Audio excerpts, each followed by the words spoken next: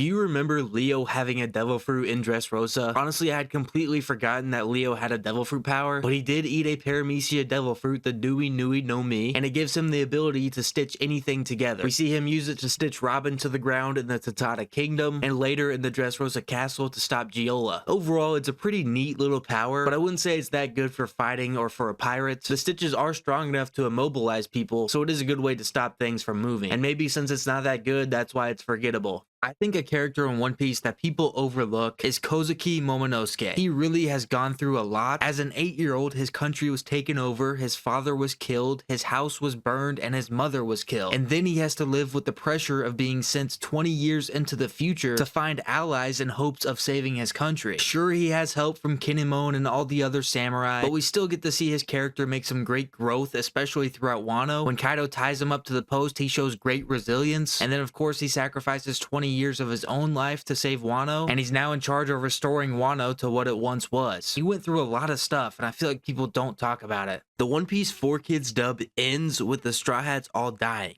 Well, presumably. The 4Kids dub of One Piece was produced for children, and from 2004 to 2007, they released 78 episodes, and the last episode of the 4Kids dub is in between Alabasta and Jaya, when the Straw Hats are on the Going Merry and a giant ship falls from the sky. The 4Kids dub ends with this ship above the Straw Hats, making it seem like all the Straw Hats die from this ship falling from the sky. It's just a very weird way to end a show that's made for kids. Imagine if Usopp got his hands on the Toki Toki no Mi, or the Time fruit. This was Kozuki Toki's devil fruit, and as we know, she died 20 years ago, so it's been in circulation for 20 years. If Usopp found this devil fruit and gave it to his slingshot, theoretically, he would be able to shoot things into the future. That would be absolutely broken and help him in his fight against Van Augur, which assuming he does fight him at some point. The only issue is that so far we have only seen zoan devil fruits be eaten by inanimate objects. The Toki Toki no Mi is a paramecia, so I'm not sure if it could be eaten by his slingshot or not. Do you remember when Bartolomeo stole Luffy's technique? During the Dressrosa arc, when Bartolomeo was battling Gladius, he needed something to take out Gladius for good, so he decided to combine his devil fruit power, the Bari Bari no Mi, with Luffy's attack, Gum Gum Pistol, creating his own barrier